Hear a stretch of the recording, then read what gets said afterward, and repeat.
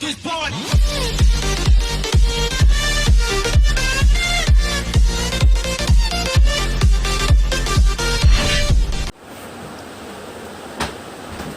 Hello friends, welcome है आपका। आज हम पढ़ेंगे किरचॉफ के नियम। क्या पढ़ेंगे? आज हम पढ़ेंगे किरचॉफ के नियम। किरचॉफ के नियम, किरचॉफ ने ये नियम क्यों दिए? किरचॉफ ने ये नियम दिए कि आसानी से लूप के अंदर, परिपथ के अंदर, सर्किट के अंदर रेजिस्टेंस या प्रतिरोध या सेल का मान हमें आसानी से प्राप्त हो जाए।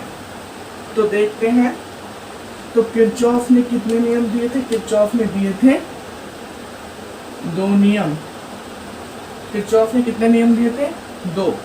किरचॉफ का प्रथम नियम और किरचॉफ का द्वितीय नियम। किरचॉफ के प्रथम नियम को संधि नियम कहते हैं और किरचॉफ के द्वितीय नियम को क्या कहते हैं?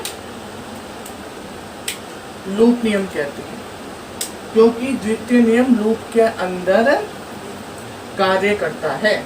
देखते हैं,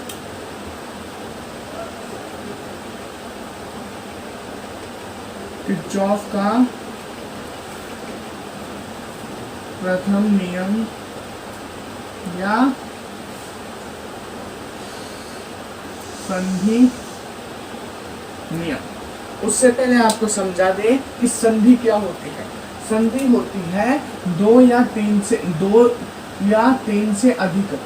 या 3 से अधिक शाखाएं जिस बिंदु के ऊपर मिलती है उसे संधि कहते हैं। ये क्या है? इसे क्या कहते हैं? संधि कहते हैं। और जो ये है, इन्हें क्या कहते हैं? शाखाएं या ब्रांच। ठीक है, इन्हें क्या कहते हैं? ब्रांच या शाखाएं, राइट। और ब्रांच या शाखाएं किसे कहते हैं? जिसके अंदर इलेक्ट्रिसिटी यानी विद्युत धारा का मान समान रहे हर वक्त, उसे क्या कहते हैं? ब्रांच या शाखा। तो ये क्लियर हुआ कि ब्रांच शाखा किसे कहते हैं और संधि किसे कहते हैं, राइट। अब हम देखते हैं, तो इसके अंदर क्या होता है? इसके अंदर आपको ये पूरा का पूरा संधि नियम किसके ऊपर बेस होता है? ये होता है धारा के ऊपर। तो इसमें जो धाराओं का बीजगणितीय योग है वो 0 होता है। सिग्मा आई वो इक्वल टू 0 होता है।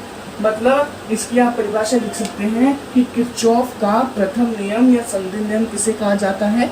तो आप बता सकते हैं किरचॉफ का प्रथम नियम या संधि नियम वह कहलाता है जिसमें धाराओं का बीजगणितीय योग 0 होता है। मतलब धाराओं का बीज गणितीय योग 0 हो, वह क्या कहलाता है? संधि नियम या किरचॉफ का प्रथम नियम। ठीक है, इसको और समझते हैं। आपको एक ये और ये 3 क्या है? शाखाएं हैं या ब्रांच है, राइट। शाखाएं ब्रांच है, इसके ऊपर कोई पॉइंट मिल रहा है। अब हमें फाइंड करना है। आपको ऐसे देता है वो, जैसे यहाँ पर असली दे दी कि इधर जो इलेक्ट्रिसिटी है, धारा है, वो कितनी प्रोड्यूस हो रही है? वो हो रही है 6 एम्पियर, राइट। 6 एम्पियर धारा इधर से प्रोड्यूस हो रही है। इधर आने वाली और इधर आने वाली कितनी है? इधर से 2 एम्पियर आ रही है, तो इधर से कितनी आएगी? ये हमें फाइंड करना है। तो इसके अंदर क्या होता है? आने वाली जाने वाली के बराबर होती है। तो आर ई हमने इसको x मान लिया, राइट। अब x प्लस 2 इक्वल टू 6 होना चाहिए। क्यों होना चाहिए? संधि नियम से। ठीक है, अब अपन को x फाइंड करना है, तो x कितना आ गया? 4 आ गया। तो यहाँ पर कितनी आ जाएगी? 4 एम्पियर इसकी क्या हो जाएगी? इलेक्ट्रिसिटी हो जाएगी इस वायर की, इस ब्रांच की, राइट। एक तो ऐसे क्वेश्चन आता है आपका, और एक इस वाले कॉन्सेप्ट से कर सकते हैं आप, या फिर इस वाले कॉन्सेप्ट से भी कर सकते हैं कि सिग्मा आई बराबर 0। सिग्मा आई मतलब बीजगणितीय योग, यानी आने वाली को ऐड करेंगे, जाने वाली को माइनस करेंगे। देखते हैं, जैसे 4 प्लस, नहीं हमें 4 तो फाइंड करना है ना, ये अभी हमें नहीं पता, 4 फाइंड करना है इस वाले रूल से, उस वाले से हमने करके देख लिया। अब नेक्स्ट रूल देखते हैं, इसी से इसके दो तरीके होते हैं निकालने के। पहला ये निकालेंगे तो क्या हो जाएगा, x प्लस 2 माइनस जाने वाली 6 इक्वल टू 0, राइट। 6 उधर चला जाएगा तो x प्लस 2 इक्वल टू 6 और x इक्वल टू 4, तो x इक्वल टू 4 आ गया।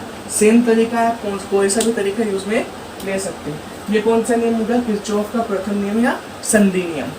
अब किरचॉफ का द्वितीय नियम या second law of Kirchhoff law, ठीक है, second law of Kirchhoff, right.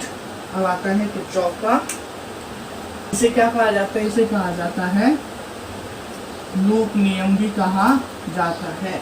अब इसकी परिभाषा क्या होगी, डेफिनेशन क्या होगी कि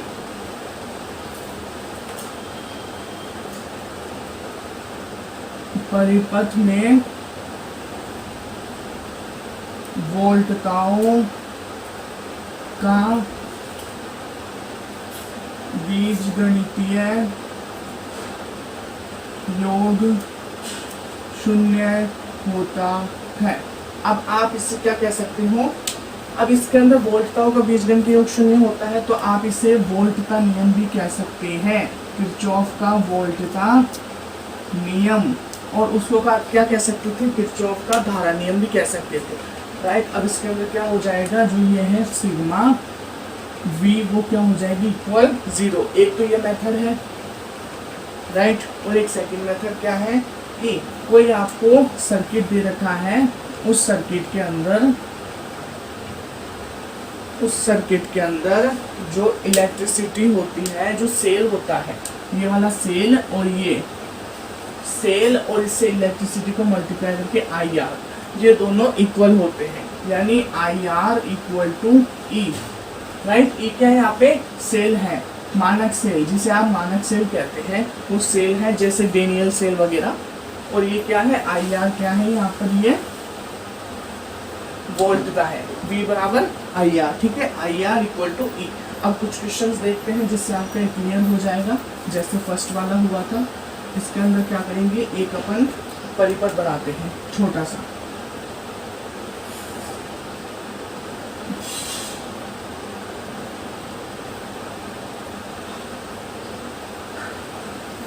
राइट।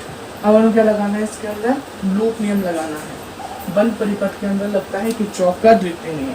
अब लूप नियम हम इसको इस साइड घुमा सकते हैं या फिर इस साइड भी घुमा सकते हैं, राइट। अब देखते हैं, चलो एक बार इसको हटा देते हैं। हम इसको क्या कर रहे हैं, एंटी क्लॉकवाइज घुमाते हैं, ठीक है। अब इसके अंदर जैसे ये है 10 वोल्ट और यहाँ से रिड्यूस हो रही है 2 एम्पियर, राइट। 2 एम्पियर की धारा निकल रही है, इसके पास भी 2 एम्पियर आएगी और ये है हमारे पास 2 ओम है, राइट। 2 ओम और 2 एम्पियर, ठीक है। तो क्या हो जाएगा, IR है तो क्या हो जाएगा, 2 एम्पियर और 2 ओम कितना हो जाएगा, 4 इक्वल टू 10 वोल्ट, ये हमें फिक्स करना है।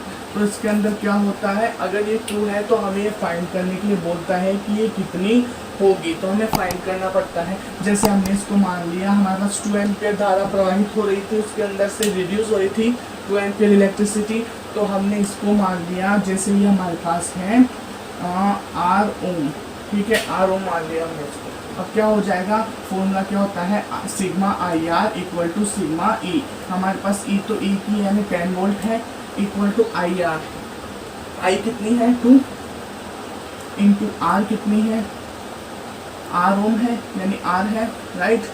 R equal to 10/2 equal to 5, यानी R कितना आ जाएगा, 5 ओम हमारे पास आ जाएगा। इस तरह R फाइंड कर सकते हैं इससे। ये क्या आ गया, R फाइंड हो गया, यानी यहाँ पे कितना आ जाएगा, 5 ओम है, राइट। तो ये आपके कुछ 2 टॉपिक क्लियर हो गए हैं। अगर आपको अच्छा लगा वीडियो तो कमेंट करके बताइए, और अगर आपको कोई प्रॉब्लम है तो आप हमें कमेंट करके बता सकते हैं, हम आपको सॉल्यूशन निकाल देंगे। और आप हमारी इंस्टाग्राम ID पर जाकर भी हमें मैसेज कर सकते हैं, हम आपका रिप्लाई दे देंगे। तो ऐसे ही नेक्स्ट टॉपिक भी आएगा, तो आप हमारा चैनल सब्सक्राइब कर लीजिए। Raindrop, drip, drop top, top smoking, no cooking the hot pot. know your bitch, yeah, that. Looking up